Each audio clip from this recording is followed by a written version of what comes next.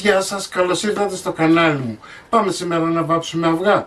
Θα βάψουμε αυγά με φυσικό τρόπο, έτσι. Θα χρησιμοποιήσουμε ριζάρι, θα χρησιμοποιήσουμε υβίσκο και κουρκουμά. Τι πιο υγιεινό, πιστεύω ότι αυτά είναι τα καλύτερα υλικά που δεν πειράζουν τον άνθρωπο.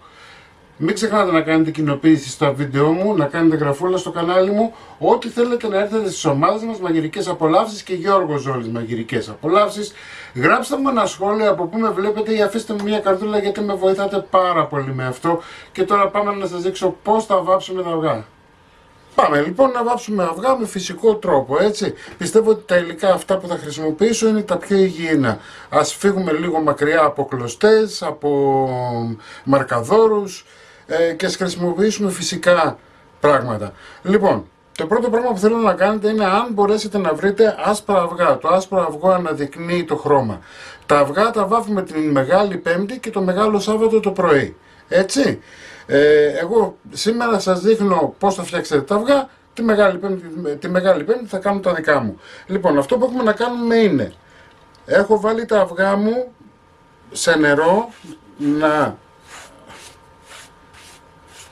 τα καθαρίσω. Με ένα σφουγγαράκι λοιπόν καθαρίζουμε τα αυγά μας. Λοιπόν, θα πάρουμε ένα αυγό, θα το βάλουμε μέσα σε κρεμμυδότσουφλα τα οποία έχω ψιλοκόψει με ένα ψαλίδι. Θα βάλω και λίγα έτσι κάτω εδώ. Ωραία. Και αφού έβαλα τα τσόφλια μου στη γάζα, θα μαζέψω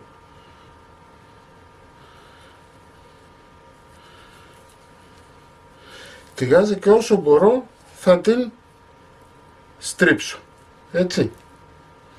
Θα πάρω μία κλωστή,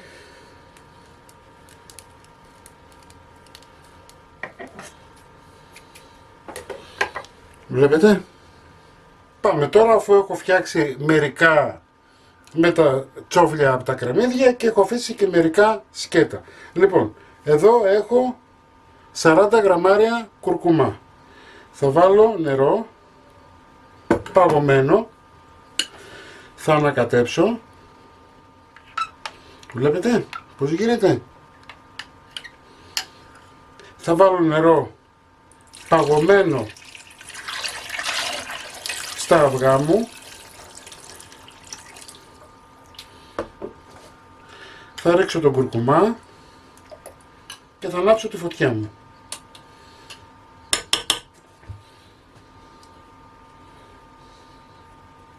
Ωραία. Θα ανακατέψω.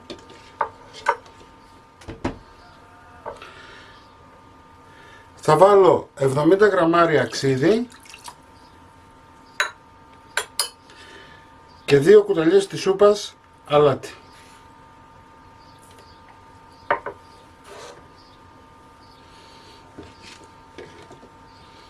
Ανακατεύω λίγο.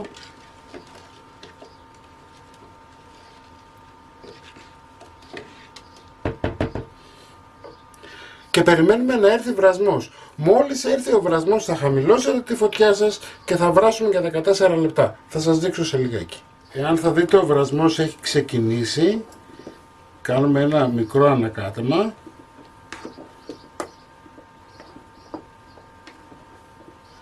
Ωραία. Χαμηλώνουμε τη φωτιά στη μέση.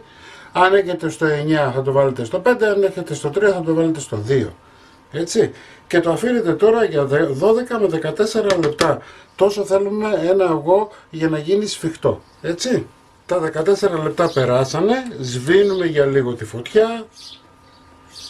Θα πάρουμε τα αυγά μας προσεκτικά. Θα ρίξουμε μέσα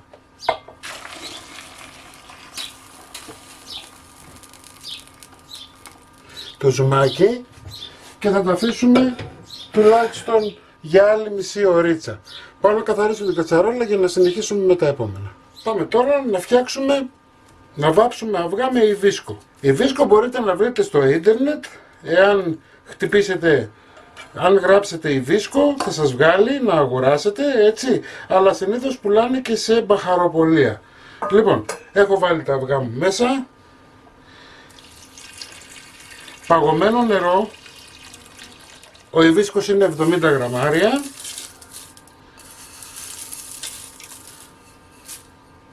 Αλλά σας λέω είναι πανφθηνός.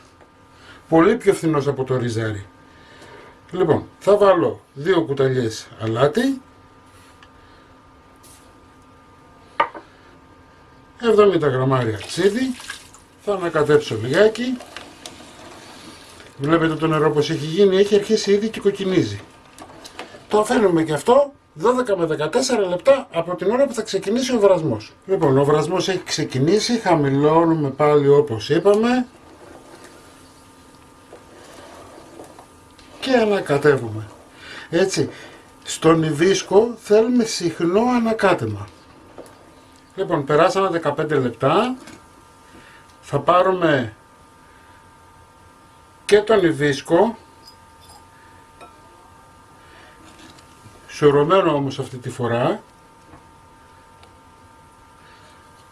θα βγάλουμε τα αυγά και τώρα θα πάρουμε με ένα σουρωτήρι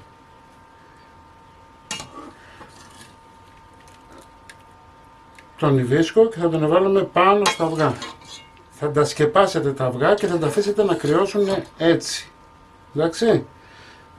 Λοιπόν, θα πάω εγώ τώρα να καθαρίσω πάλι την κατσαρόλα για να συνεχίσουμε με το ριζάρι. Πάμε τώρα να κάνουμε και το ριζάρι. Το ριζάρι μας είναι αυτό. Έτσι, βλέπετε είναι κομμάτια από ρίζα. Θα βάλουμε στην κατσαρόλα μας νερό. Όχι πάρα πολύ. Έτσι, 2 κούπες είναι καλά. Θα ρίξουμε το ριζάρι μας μέσα. Θα ανάψουμε τη φωτιά μας full και θα το αφήσουμε να βράσει για 10 λεπτά. Μέχρι να βράσει το ριζάρι μας πάμε εμείς να κόψουμε τις γάζες από το κουρκουμά.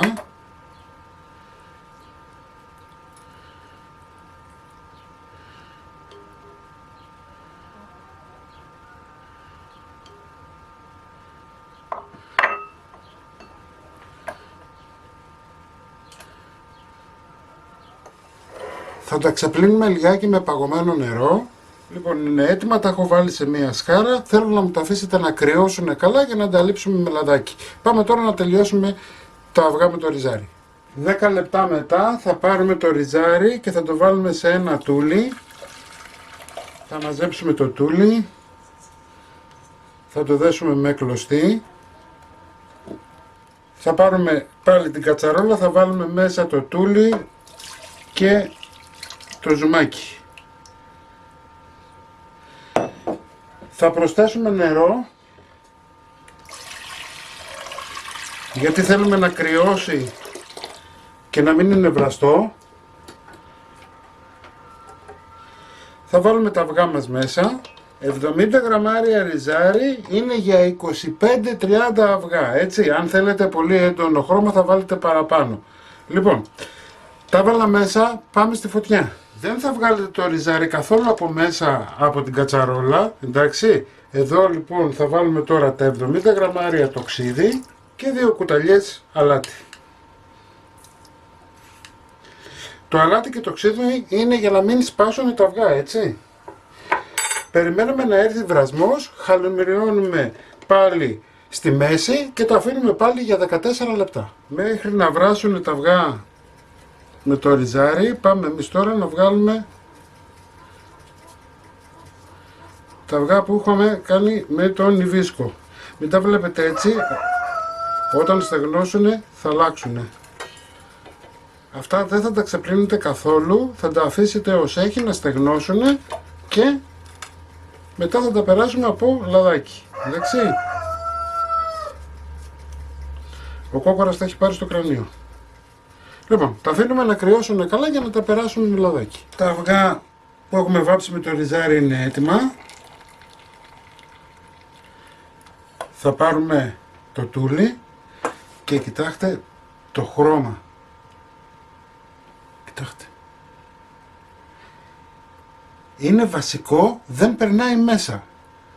Ίσως είναι από τα μοναδικά υλικά που όταν βάφουμε αυγό δεν περνάει μέσα στο αυγό, έτσι. Θα τα βγάλω και αυτά, θα τα αφήσουμε να στεγνώσουμε, να στεγνώσουν καλά,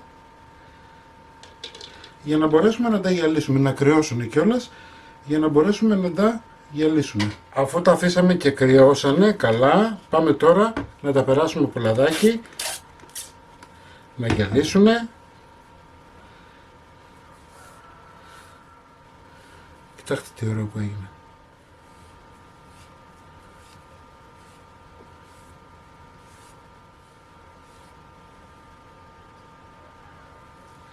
Θα σας κάνω και ένα κόκκινο και τα στολίζετε. Θα σπάσω στην αρχή του βίντεο για να δείτε και μέσα πως είναι.